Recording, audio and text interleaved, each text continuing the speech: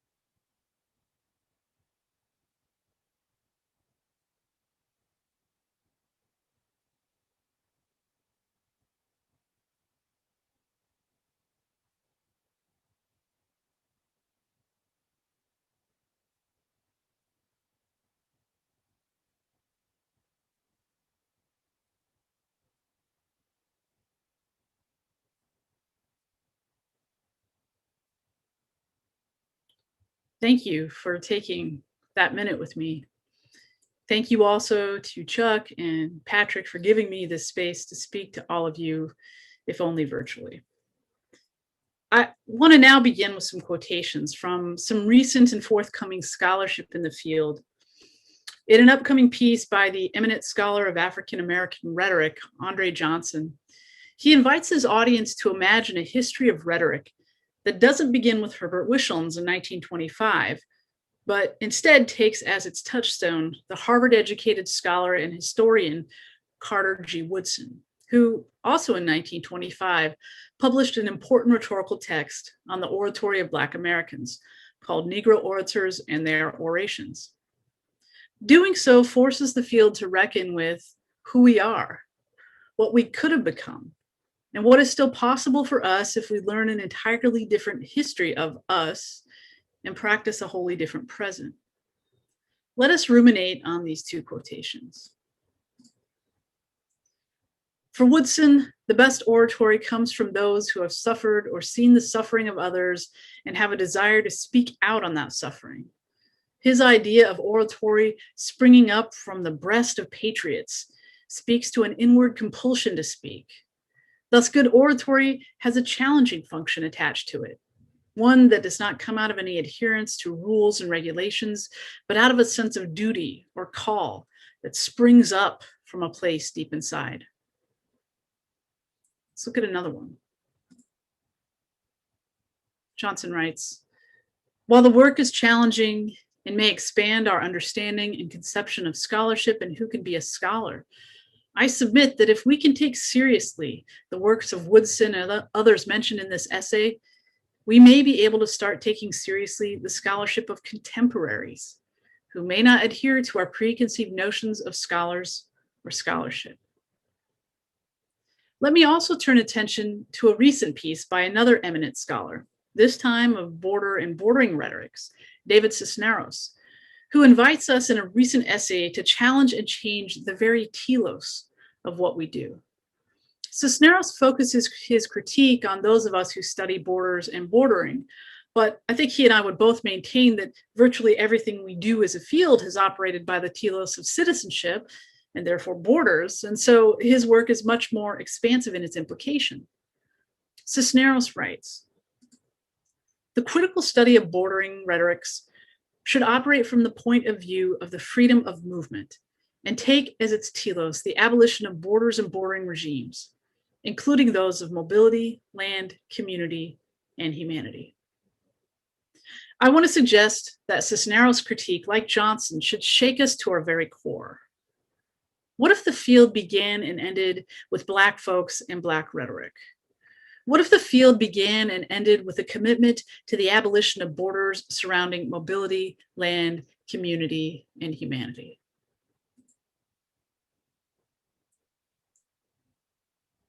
What does it mean to imagine a completely different field? A field with different origins and practices, and a field with an utterly different telos. What would it mean for who we are, who we imagine ourselves to be educating and educated as, and for what count as subjects of rhetorical study? What would this mean for our very definitions of rhetoric, rhetorical theory and criticism, and excellent rhetorical scholarship? These questions have been perennial and present for many of us. Many of us, like me, found our way here by virtue of good luck and skill in speech and debate. Others of us, also like me, had good communication or English professors who introduced us to a field of study that allowed us to become scholars by interrogating those subjects that felt meaningful to us. Some of us, also like me, found something to do after we graduated with a bachelor's degree, a pathway to a quote unquote free master's degree, and perhaps later a PhD by virtue of our ability to coach speech or debate, to teach public speaking or composition, and to write by the standards set for us by a population of lettered people who were largely white, male, heterosexual, and US citizen. And also like me, some of us graded against our education, wondering if we were doing the right thing, trying desperately to explain our long hours and student loans to working class parents who just wanted us to have more than they did, whose freedom dreams never included advanced education. Some of us, like me, survived, and some of us, like me, thrived. Some of us even earned tenure at research universities, and some of us were invited to be keynotes at the very staid-sounding Rhetoric Society of America Biennial Institute. Many of us, of course, never got anywhere near any of this. Too Black, too brown, too working class, too first gen, too queer, too trans, too foreign, too lacking in English, too disabled, too feminine, too fucking much. Why couldn't we hold them? What is it about us, those of us who are here, who made it, that couldn't handle what those others brought? The summer of 2019, before this pandemic, before last year's RSA was canceled, before 3 million plus humans died, before members of the Dalit caste in India had to race to safety as they lit unending funeral pyres, before Israel once again violently asserted its settler colonialism against Palestinians during Ramadan in Jerusalem, before Bolsonaro tried to eviscerate Black Brazil through COVID, before ongoing poverty and inequality led Colombians to rise up again against their government only to face horrific state violence and death, before ICE refused to let people facing certain death because of COVID and state violence to have toothbrushes and soap, before George Floyd, Breonna Taylor, and Ahmaud Arbery were murdered by police and vigilantes, before all that, and so very much more, the late Marty Medhurst wrote a little editorial he planned to publish in Rhetoric and Public Affairs. Don't worry, I'm not going to recount the story or the details or the bullshit. You know it, and if you don't know it, you can read about it, and if you haven't read about it, you could feel it in the air you breathe around here. And the truth is that it's hardly even worth mentioning the late Professor Medhurst, for he is, after all, just a representative anecdote for all that is wrong with us as a society, as scholars of rhetoric, as an academic discipline. But to me, it is important to mention what Marty did, not to defame the dead, although I have no problem doing so, but to keep alive why we have, in material ways, seen so much scrambling, so much reckoning, and I dare say so much change in the subsequent 2 years, not just as a field, but as a people who have luckily survived, if you're watching this, an unimaginable and yet wholly imaginable catastrophe. What do we do with all this? I don't ask this question lightly, but genuinely, what do we do with all of this? Who do we become as scholars, as people in the face of all this? Because you're lucky, you've taught or taken all your classes on Zoom this past year and a half. Because you're lucky, and because I'm lucky by virtue of unearned privilege, you're participating in yet another Zoom meeting. To many of us, this has become the new normal.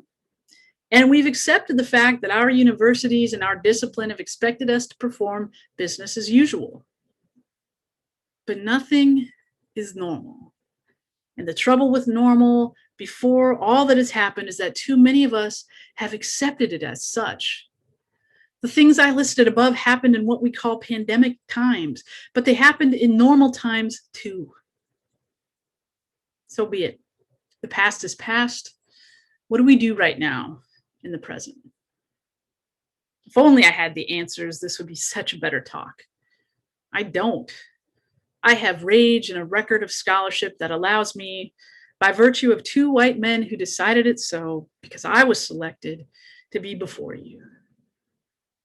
As a scholar, I'm going to do what I know. I'm going to share with you some stories from my forthcoming book about a different pandemic.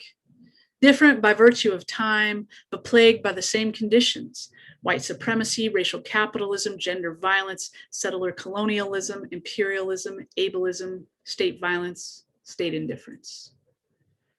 In telling you these stories, I want to introduce you to some real-life Black people, people who I never had the privilege of knowing, and neither do you. People who might be like people you know or people you fear. I want to tell you about how in the last pandemic, the pandemic that is still here, oppressive state and federal laws and public health policy was built on the backs of people who are already most vulnerable to the violences law and policy perpetuate. I want to tell you about people whose telos was freedom and people who would otherwise never be the basis for building an academic discipline. In my book, The Borders of AIDS, Race, Quarantine, and Resistance, I argue, after many helpful and passionate conversations with the Black woman I love and think with, Annie Hill, that disease is an opportunity for the nation state to enact what I call its foundational alienizing logic. In a nation state like the United States, which is founded on the creation and maintenance of a populace, a citizenry that is definitionally expulsive, exterminative, and exclusionary, whether by genocide, lynching, the plantation, the reservation, the ghetto, the internment camp, the prison, the hospital, quarantine, ban, or deportation. Disease becomes one of many opportunities to express this alienizing logic. What I describe as an alienizing logic references a structure of thinking which insists that some are necessarily members of a community and some are recognized as not belonging, even if they physically reside there. Thus, the alien outside is not a part of a simple dichotomy constituted by a firm boundary between two easily identifiable positions. Disease has historically been an opportunity to express the state's alienizing logic when associated with particular people. In the US context, Black, migrant, queer, trans, indigenous, poor, prostitute, of color. Regardless of whether they possess US citizenship, these are alienized people, as in they are or easily can be made alien to the nation state. My book is about two expressions of alienizing logic: quarantine and ban, as they manifested in the early days of the AIDS pandemic in the US from 1981 to 1993. In the remainder of this talk, I'm going to focus on part of the second chapter of the book, which addresses the various media spectacles surrounding the cases of what media, police, and public health officials alike often describe as incorrigible Black sex workers. Even as sex workers get disregarded and erased in many histories of HIV and AIDS, US public health officials have long been preoccupied with sex workers as a source of venereal disease, even when there is no proof of any disease at all. Given this history, it should be no surprise that the AIDS pandemic created conditions to renew such connections, and sex workers, especially Black sex workers, became a primary preoccupation for public health and medical officials. Black sex workers also became test cases for either applying existing quarantine laws and policies or creating new ones, and their stories became media sensations. I'm going to discuss a few of their stories in the hopes that we can discuss the complicated ways that public health and medical officials, politicians and police, as well as media often work together, intentionally or not, to use disease as an opportunity to reproduce racism. So in Douglas Crimp's essay, Portraits of People with AIDS, he discusses a protest of a 1988 museum exhibit featuring portraits of people living with AIDS. The portraits, Crimp explains, are predictable. People with AIDS are ravaged, disfigured, and debilitated by the syndrome. They are generally alone, desperate, but resigned to their inevitable deaths. Now, the protesters, mostly from the group ACT UP, the AIDS Coalition to Unleash Power, engaged visitors in a conversation about the problems with the exhibit's representations and handed them a flyer with a statement laying out their view, and it ended with the following. The PWA, the person with AIDS, is a human being whose health has deteriorated not simply due to the virus, but due to government inaction. The inaccessibility of affordable health care and institutionalized neglect in the forms of heterosexism, racism, and sexism. We demand the visibility of PWAs who are vibrant, angry, loving, sexy, beautiful, acting up and fighting back. Stop looking at us, start listening to us. Clearly, both Crimp and the activist critique is not merely about the exhibit, but of a genre of representations that glorify suffering and supply single-dimensional depictions of individuals living with AIDS. Their call for defiant images works only when coupled with the demand not only to look, but to listen to those who are most impacted. The call to listen, particularly to people who refuse the decontextualized victim narrative and who insist upon a structural analysis of the causes of AIDS, is crucial not only to affirm the humanity of people living with AIDS, but also to join their fight. Crimp's call is even more important in my view when depicting Black people living with AIDS, given their disproportionate rates of HIV infection and death from AIDS and histories of racist representation generally and in relation to the disease. As Evelyn Hammonds writes, in this culture, how we think about disease determines who lives and who dies. The history of Black people in this country is riddled with episodes displaying how concepts of sickness, disease, health, behavior and sexuality, and race have been entwined in the definition of normalcy and deviance. The power to define disease and normality makes AIDS a political issue. Questions about what ways AIDS is political and politicized in relation to Blackness are as live now as they were when Hammonds wrote in the 1980s.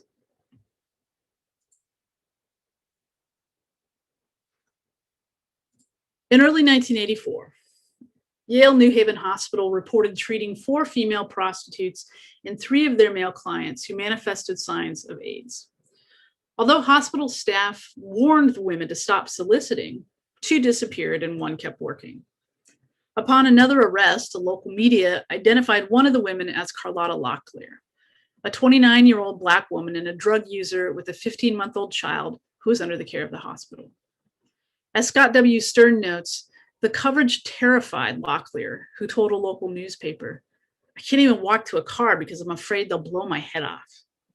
Local AIDS activists also expressed concern about the coverage, with one worrying it, quote, gives men a reason to resort to violence against prostitutes.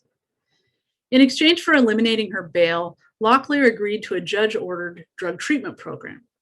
Within days, she left the program and was reportedly seen back on the street, provoking a police and media frenzy as they searched for the, quote, escapee and, quote, runaway. CBS 60 Minutes even aired a segment on Locklear. 6 days later, Locklear turned herself back into her public defender and she was held on a $25,000 bond. Prosecutors charged her with narcotics possession and disorderly conduct and reportedly sought harsher punishment for her because she, quote, put an awful lot of people at risk. In May of that year, Judge Anthony DeMaio determined that Locklear was not a public health risk, as she promised to no longer sell sex. He gave her probation and mandated treatment. She reportedly tried to volunteer with the AIDS Project in New Haven then, but was rejected. Despite the judge's determination that Locklear was not a public health threat and her own investment in supporting local AIDS work, the fugitive threat that some politicians imagined Locklear to pose served as a rationale to pursue quarantine on a broader scale. Now, Connecticut already had a quarantine law in the books for communicable diseases like tuberculosis, but State Representative Richard D. Tolosano, a Democrat and civil libertarian, considered proposing quarantine legislation that would apply to people living with AIDS. Tolosano was quoted as asking, "If she just has AIDS and isn't bothering anybody, what can you do? On the other hand, if she's knowingly infecting other people, what should you do?" Tolosano painted an either-or dichotomy of the options available to a sex worker who knows she lives with AIDS. Either she can isolate herself from all risky behavior and therefore quit supporting herself, or she can knowingly infect others. His comments reflect the limitations and understanding possessed by politicians and public health officials, not just about AIDS, but about the material realities and safer sex practices of sex workers. In San Francisco, police sent a prostitute suspected of having AIDS to a clinic for screening, but staff at the overburdened clinic asked her to return at a later date because they did not have time to screen her. The woman summed up the dilemma from her point of view by telling the San Francisco Chronicle, "I don't like the idea of maybe giving this to someone else, but I don't have any other way to survive than to work the street." As Allison O'Daniel writes in her study on Black women surviving AIDS, as strategies for survival, drug use, and sex work may operate to mitigate some conditions of poverty, even while paradoxically increasing the party's vulnerability to HIV infection. Now, Locklear's drug use compounded her situation as she potentially engaged in risky behavior, not just for work, but for an addiction or to cope. Even as her drug use was a concern, what clearly drew law enforcement and public officials to Locklear was her selling sex, which is why Judge DeMaio framed his granting of her probation on the condition that she stopped soliciting. Initially sending her to a drug treatment program functioned to keep her from endangering people on the streets. Certainly when she fled, it could be assumed she would use drugs again. It could also be assumed she would try to work. Media and police alike capitalized on that possibility as they hurriedly searched for Locklear and reported on her escape. It's unclear why after the media and police frenzy, Judge DeMaio gave Locklear only probation. But Locklear died in early 1985, just a few months after both houses of the Connecticut state legislature passed a quarantine bill that enabled public health officials to confine certain people living with AIDS. Across the country, fears over female sex workers, especially Black women with AIDS, catalyzed questions about quarantine. Whether quarantine laws and statutes should be applied to individual cases, whether sweeping new legislation should be developed to address the possibility of reckless sex workers, and what the ethics of quarantine measures should be. They also raised questions about the police power of public health officials and the use of criminal arrest and jail to keep people off the streets. Few, if any, public health officials or politicians quoted in the media paid any mind to the fact that for sex workers, AIDS was not just a health matter, but a labor issue. Few, if any, directed any attention to the women's race, even as race obviously featured centrally in the way public health and elected officials treated these women. In 1991, police in Alton, Illinois, arrested 21-year-old Felicia Ann Horton for allegedly offering to perform oral sex on an undercover police officer for money, even though she knew she was HIV positive. The local prosecutor both filed a civil quarantine action and a felony charge for attempted criminal transmission of the AIDS virus, a charge that did not require proof of transmission. Horton was one of the first people charged in the state of Illinois with a felony related to HIV transmission. Horton had a hard life, as the numerous media interviews with her friends, family, and neighbors made clear. Childhood friend Anissa Womack commented that Horton was a very shy child and subject to teasing. She just never stood up for herself, so they picked on her, Womack said. Horton's mother reported that she ran away at 12 and lived in foster care or the streets ever since. She was just wild, her mother said. In describing how her community seemed to regard her, reporter Terry Hughes Collin noted, "All of it is a bit detached, as if the subject were a wild animal that showed up around the neighborhood all the time." The two uses of wild here are telling, one out of control and one disconnected from civilization. I'm reminded of a third use of wild in Saidiya Hartman's explanation of her methodological approach in her book, Wayward Lives, Beautiful Experiments.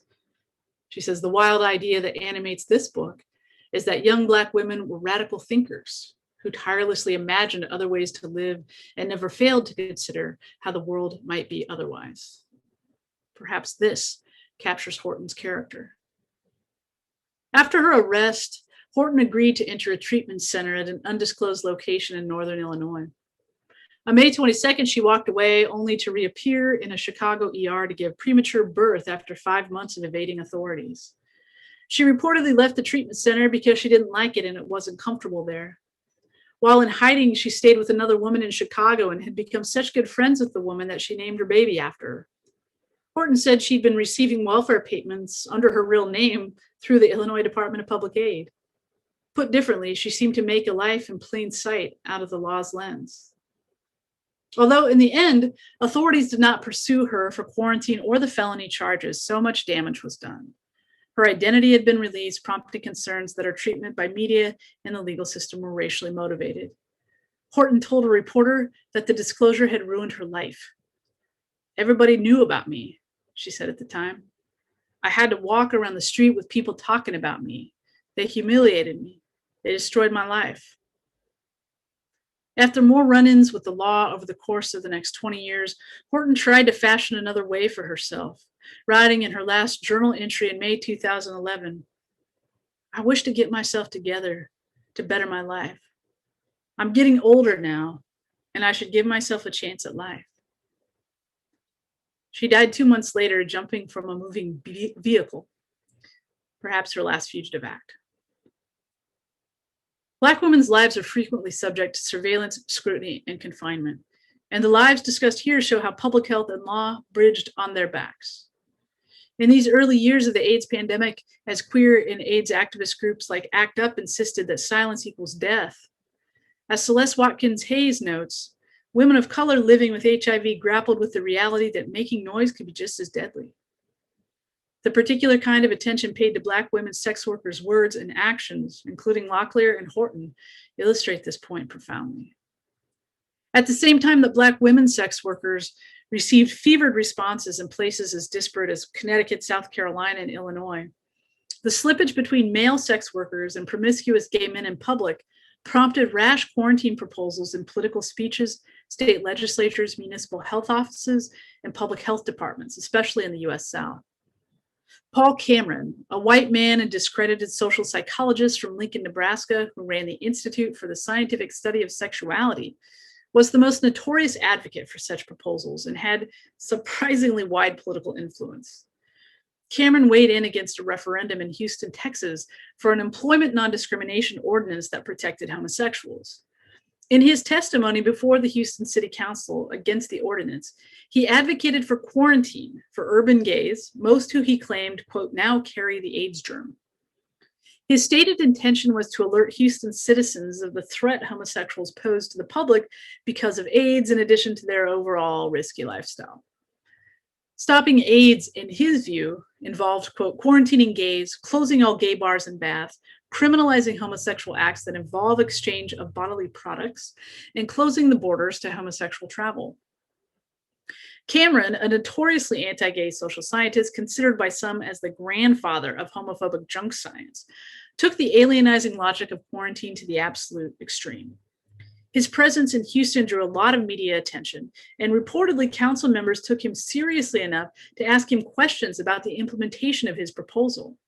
The Houston City Health Director, James Houghton, a Panamanian immigrant who faced significant discrimination as a Black man and a new doctor in the 1950s, even said that though the proposal would end in an illogical conclusion, it was a novel idea.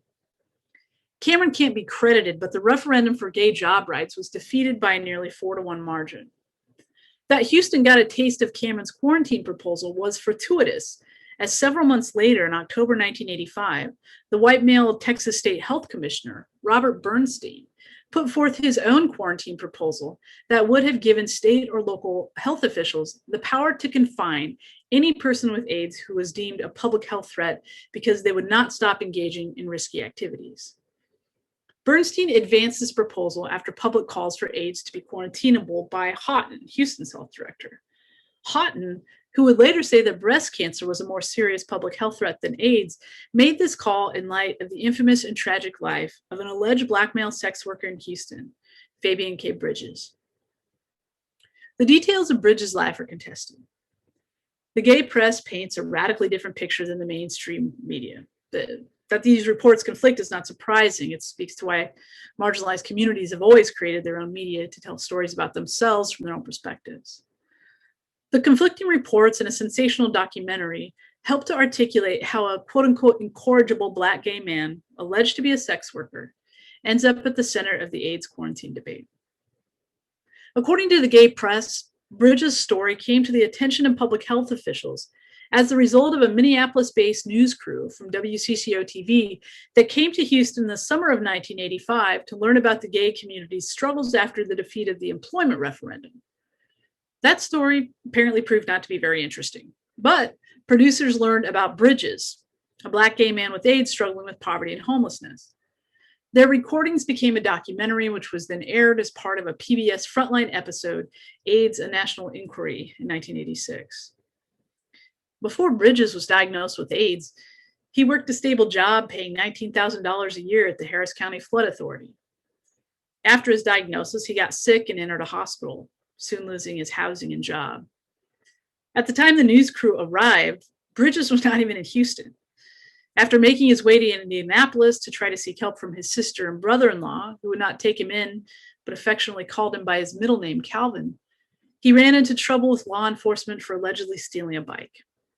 Knowing he has AIDS, instead of filing charges against him, a judge and law enforcement officers purchased him a bus ticket to Cleveland, where his mother lived. The news crew went to locate him there, where they followed him as he tried to connect with his mother, whose husband would also not let Bridges stay with her. Bridges struggled to find other housing since no shelters would take him. He eventually ended up in a hotel room paid for by the Red Cross as he waited for his Social Security disability payments to begin.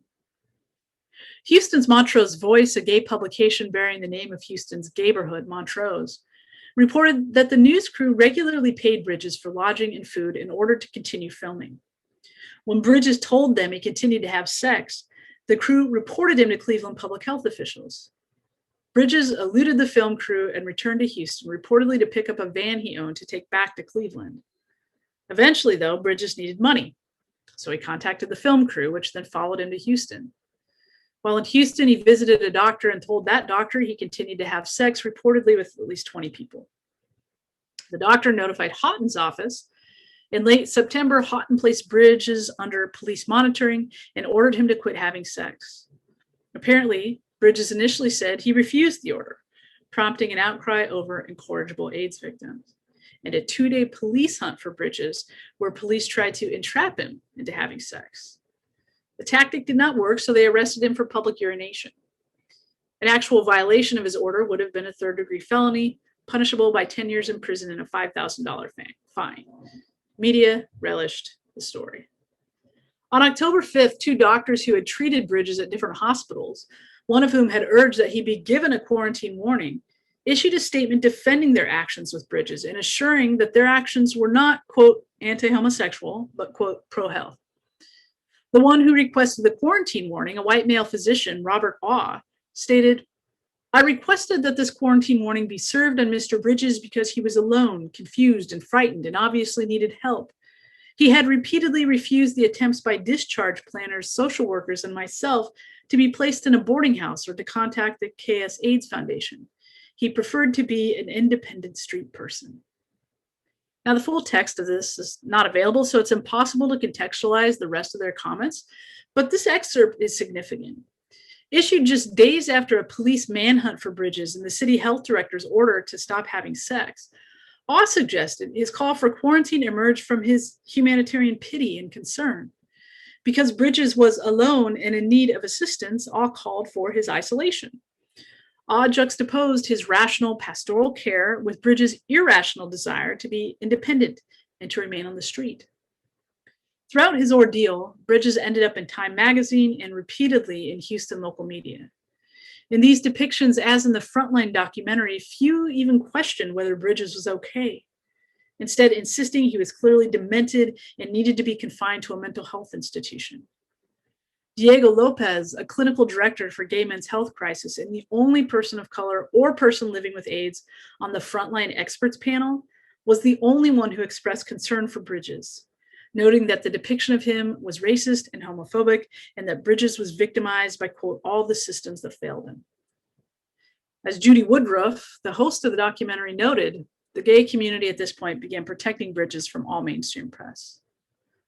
On the advice of people from the gay community, including Houston's well-known white gay activist Ray Hill, the KS Foundation, Bridges voluntarily entered a hospital in early October, then lived with friends for a short time, before dying in a hospital on November 17, 1985, and being buried in a pauper's grave because his family had no money for a funeral. That public health officials created hysteria over the need to quarantine Bridges just 6 weeks before he died is telling. Friends and supporters reported he was 6'2", 126 pounds, and suffering from genital and rectal herpes before he died. As one friend put it, I feel he could not have given it away, let alone sold it. The public affairs director at WCCO TV, which followed Bridges for the documentary, admitted that his crew did not know whether Bridges lied about his sexual activity in order to get food and shelter from reporters. They also denied that Bridges was a prostitute. For Bridges' part, he seemed to have little sense that his story would be taken up in the exploitative way that it was. At the end of the documentary, filmmakers showed a clip of Bridges sitting in his Cleveland hotel room, wearing a black t-shirt and speaking in a soft voice. We don't know what he's been asked, but he says, "Let me go down in history as being I am somebody that'll be respected, somebody who's appreciated, and somebody who can be related to. There's a whole lot of people who just go. They're not even on the map. They just go." Bridges' situation conjoined with one in San Antonio when a man with AIDS, who may or may not have been a prostitute, told his physician he planned to keep having sex. As reported in the New York Times, when Dr. Curran Roth, the San Antonio health director, learned this, he threatened all 17 known AIDS victims in that city with felony charges if they engaged in irresponsible sexual behavior. Although Health Commissioner Bernstein was adamant that his proposal was, quote, not an arrest and incarceration thing, that he was prompted by both fears about Bridges and Roth's threat, make his claims spurious. This was the first time in the United States that public health officials put forth a systematic quarantine proposal to manage people living with AIDS. In December 1985, in a 12-5 vote, the Texas Board of Health approved Bernstein's proposal to add AIDS to the list of communicable diseases that could justify quarantine.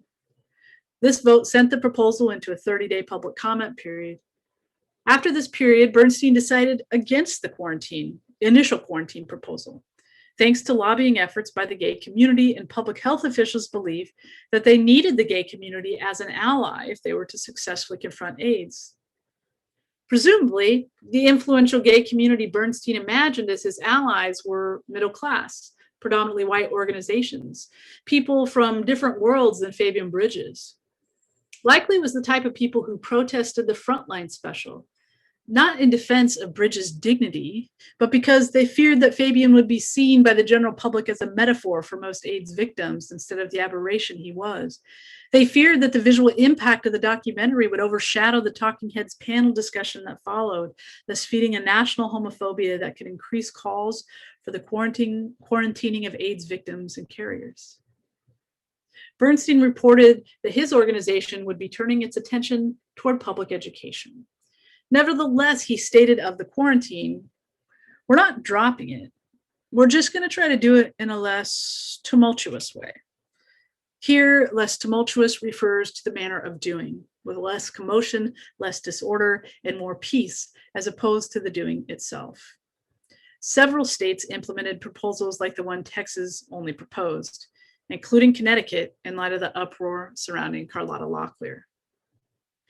In each of these instances, when alienizing logic manifests as the need to quarantine Black prostitutes, a tension between casting out and capture looms large.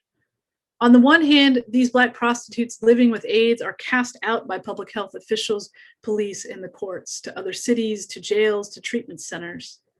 But when these individuals cast themselves out, they become fugitives in need of capture.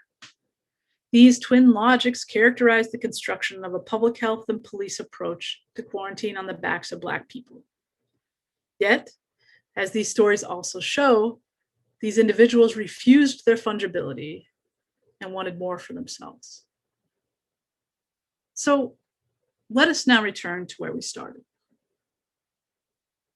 Akin to these responses to Black people living with AIDS, society, this scholarly society, this field, is built on the back of anti-Blackness. How have our own fears around race, around Blackness, around alienized others, erected often impermeable borders around who can belong, whose scholarship counts, and who we expunge and exploit. I don't mean to reduce the stories of Black life and death I've just shared to an imperfect analogy for the field. Their lives were worth way more than that. But disease is, of course, not the only opportunity to enact the violent bordering that is alienizing logic. The development and maintenance of disciplines is another such opportunity. As Cisneros puts it, not only in the pages of journals, but also at scholarly conventions and colloquia, in departments and offices, and in notions of merit and distinction. The losses of AIDS and the losses of COVID and the government inaction that enabled both should be clear to us, particularly when it comes to the lives of Black, Indigenous, and people of color worldwide. But if times of crisis are times of judgment, and if, though on a far different scale, the field of rhetoric remains in a crisis, what judgment will we bring upon ourselves? Whose freedom dreams will we foster? Who will we cast out to ethnic and gender studies, to contingent labor, or out of the academy altogether? But for speculative histories like Johnson's, we cannot change our past. But as Cisneros insists, an abolitionist telos necessitates we begin to dismantle our field's theoretical, pedagogical, and institutional regimes of bordering. Do we have the discipline to meet that challenge?